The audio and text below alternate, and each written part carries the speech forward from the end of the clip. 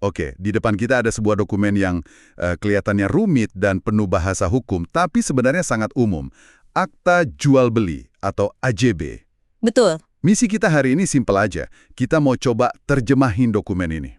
Kita akan bedah lapis demi lapis untuk lihat, di balik istilah-istilah kakunya, sebetulnya apa sih yang disepakati para pihak di dalamnya? Dan ini penting karena dokumen inilah yang jadi jantung setiap transaksi properti yang sah. Yang menarik bukan cuma isinya, tapi bagaimana setiap kata dan pasal itu dipilih dengan sangat hati-hati untuk menciptakan kepastian hukum. Benar. Pada dasarnya ini adalah naskah untuk mencegah masalah di masa depan, gitu. Betul, semacam mesin waktu untuk mengatasi sengketa yang belum terjadi. Nah, sumber kita adalah contoh AJB asli yang dibuat di hadapan PPAT Dodi Oktarino, SHMKN, di Kabupaten Serang. Oke. Tentu, untuk privasi, semua nama penjual dan pembeli kita samarkan.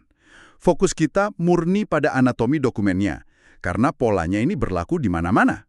Siap. Oke, ayo kita mulai dari paling atas. Ada kop surat dan nama yang jelas. Dodi Oktarino sebagai PPAT. Apa sih sebenarnya PPAT itu? Apa bedanya dengan notaris biasa yang sering kita dengar? Pertanyaan bagus, karena ini sering tertukar. PPAT, pejabat pembuat akta tanah, itu jabatan spesifik yang diberikan negara Oke. lewat Kementerian Agraria dan Tata Ruang untuk urusan pertanahan. Dia bukan sekedar saksi, tapi pejabat publik yang diberi wewenang membuat akta otentik untuk transaksi tanah. Jadi ada wewenang khusus ya? Tepat. Di akta ini bahkan disebut nomor SK pengangkatannya. Jadi Pak Dodi ini adalah wasit resmi dari negara khusus untuk transaksi tanah di wilayah kerjanya, yaitu Kabupaten Serang. Oke, jadi dia wasitnya. Sekarang mari kita lihat para pemainnya. Ada pihak pertama si penjual dan pihak kedua si pembeli. Ada yang menarik dari profil mereka. Sangat menarik. Pihak pertama, penjualnya, adalah seorang ibu rumah tangga yang tinggalnya di Jayapura. Jauh sekali dari lokasi tanahnya di Serang. Wow, Jayapura. Tapi, ada satu kalimat kecil di bawah identitasnya yang sangat krusial. Yang mana tuh? Kalimat ini, untuk melakukan tindakan dalam akta ini telah mendapat persetujuan dari suaminya, yang turut hadir dan menandatangani akta ini. Tunggu dulu. Kenapa suaminya harus ikut tanda tangan kalau di dokumen ini yang tercatat sebagai penjual adalah si ibu? Bukankah itu properti miliknya? Nah, disinilah hukum kita bekerja. Ini cerminan langsung dari aturan soal harta bersama, atau yang populer disebut harta gonogini, dalam pernikahan. Oh, begitu. Jadi, biarpun sertifikatnya atas nama istri, untuk menjualnya butuh persetujuan tertulis dari suami. Kehadiran dan tanda tangan suami di sini itu mengunci transaksi, melindungi si pembeli dari kemungkinan digugat oleh suami di kemudian hari yang bilang, saya tidak setuju aset itu dijual. Masuk akal. Jadi ini semacam jaring pengaman berlapis. Lalu, bagaimana dengan si pembeli, pihak kedua? Profil pembeli juga mematahkan stereotip. Profesinya tertulis pelajar mahasiswa. Tinggal di Serang. Wah, seorang mahasiswa. Saya kira properti itu permainannya orang yang sudah kerja mapan atau pengusaha. Ternyata mahasiswa pun bisa ya. Ini keren. Betul, selama seseorang cakap hukum dan punya dana, tidak ada batasan profesi atau usia untuk memiliki aset. Ini menunjukkan bahwa kepemilikan properti itu terbuka bagi siapa saja. Oke, wasit dan pemainnya sudah jelas. Sekarang intinya, apa yang sebenarnya diperjualbelikan? Apa detail objeknya? Di sini kita harus jeli. Yang dijual bukanlah tanah, tapi sebuah hak atas tanah. Tepatnya hak guna bangunan atau HGB. HGB. Ini beda fundamental dengan hak milik. Oke, coba jelaskan perbedaannya.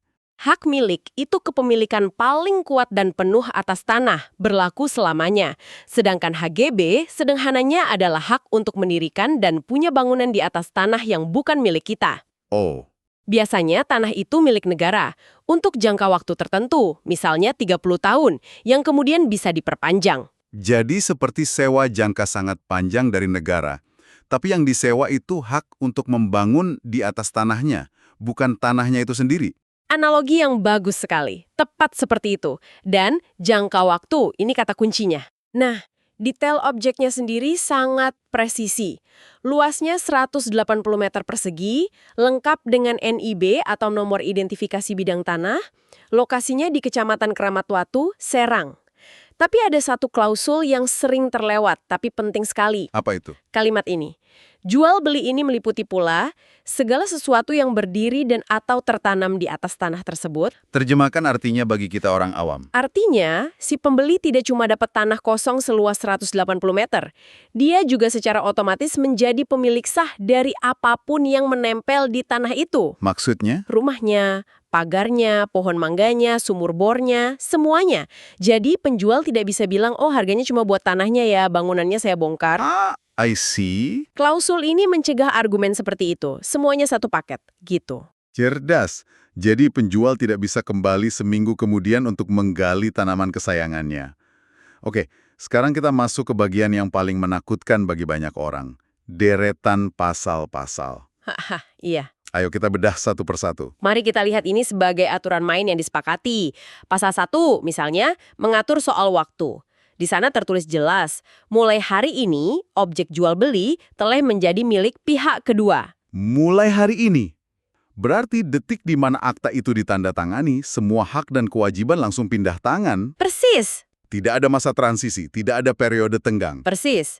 Detik itu juga, semua keuntungan dan resiko pindah. Kalau besok tiba-tiba ada pengumuman jalan tol akan dibangun di dekat situ dan harga tanah meroket, itu keuntungan si pembeli. Betul, betul. Sebaliknya, kalau lusa atapnya bocor kena badai, itu sudah jadi tanggung jawab pembeli, tegas dan seketika. Oke, jadi pasal 1 mengunci momen peralihan haknya. Tapi itu kan asumsinya semua beres. Bagaimana kalau ternyata properti yang dijual ini punya bawaan masalah dari penjual? Apa ada jaring pengamannya untuk pembeli? Nah, itu gunanya pasal 2. Ini adalah polis asuransi Anda terhadap masa lalu si penjual. Polis asuransi, oke. Di pasal ini, pihak pertama atau penjual, dengan disaksikan pejabat negara, menjamin bahwa tanah itu tidak tersangkut dalam suatu sengketa, bebas dari sitaan, tidak terikat sebagai jaminan untuk sesuatu utang, dan bebas dari beban-beban lainnya. Jadi ini bukan sekedar omongan, tapi pernyataan hukum yang mengikat.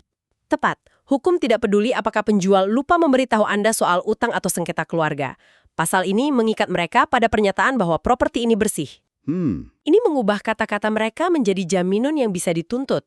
Kalau ternyata bohong, pembeli punya dasar hukum yang sangat kuat. Semacam garansi barang bersih. Lanjut, pasal 3 ini aneh. Isinya justru pernyataan dari pembeli. Kenapa? Karena transaksi privat seperti ini harus tunduk pada aturan agraria nasional yang lebih besar. Di pasal 3, pembeli menyatakan bahwa dengan membeli tanah ini, total kepemilikan tanahnya tidak melebihi batas maksimum yang diizinkan undang-undang. Hah, saya baru tahu itu. Jadi di Indonesia kita tidak bisa seenaknya membeli tanah sebanyak yang kita mau? Ada batasnya? Benar. Ada aturan tentang batas maksimum penguasaan tanah untuk individu dan badan hukum. Tujuannya untuk mencegah monopoli tanah oleh segelintir orang dan mendorong pemerataan. Oke. Jadi, lewat pasal ini, negara memastikan si pembeli patuh pada aturan main nasional. Oke, sangat masuk akal. Sekarang pasal 4, tentang perbedaan luas. Kenapa sampai perlu ada pasal khusus soal ini? Apa ini sering jadi masalah? Ini klausul yang lahir dari pengalaman dan sangat praktis. Isinya bilang, kalau nanti saat diukur ulang oleh BPN, ternyata luasnya beda sedikit. Misalnya bukan 180 meter persegi tapi 179 atau 181, maka kedua belah pihak setuju untuk menerima hasil pengukuran resmi BPN itu tanpa mengubah harga atau saling menuntut. Jadi ini untuk mencegah perdebatan kecil yang tidak perlu di kemudian hari.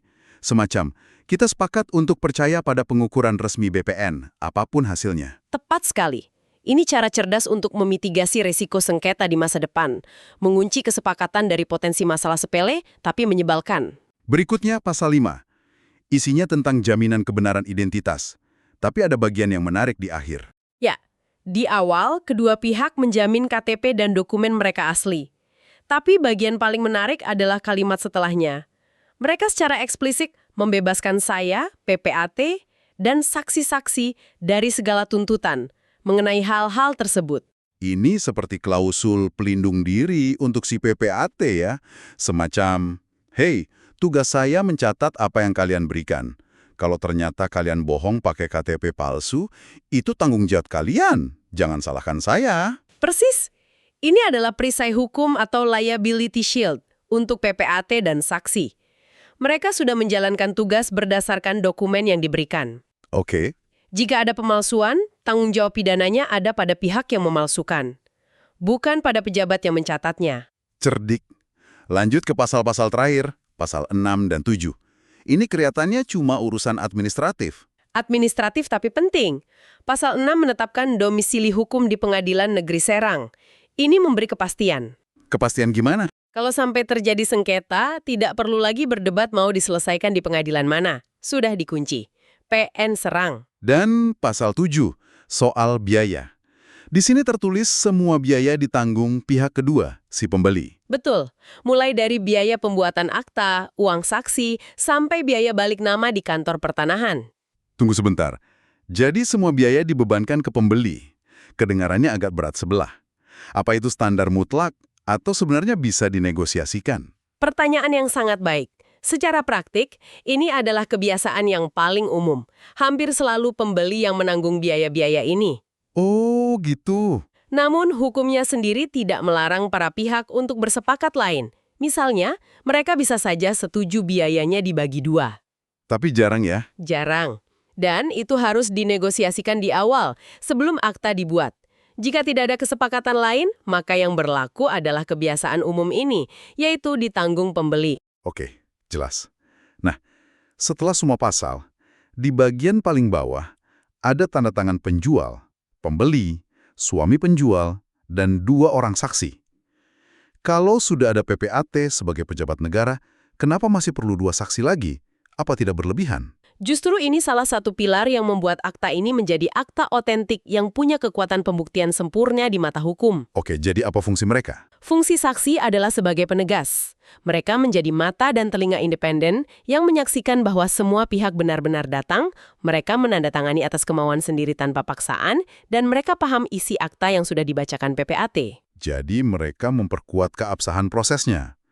Lalu setelah semua tanda tangan kering, apa yang terjadi pada kertas-kertas ini? Di bagian akhir akta dijelaskan, dokumen ini dibuat dalam 2 rangkap asli. Keduanya asli, bukan fotokopian. Dua-duanya asli. Betul, satu disimpan selamanya di kantor PPAT sebagai arsip negara yang disebut protokol. Satu lagi, dan ini yang paling penting bagi pembeli, dikirim oleh PPAT ke kantor pertanahan setempat. Untuk proses balik nama. Tepat. Pengiriman ke kantor pertanahan inilah yang memulai proses pendaftaran peralihan hak. Di sanalah nama pemilik di buku tanah dan sertifikat akan diubah dari penjual menjadi pembeli. Tanpa langkah ini, si pembeli memang sudah sah memiliki haknya berdasarkan akta.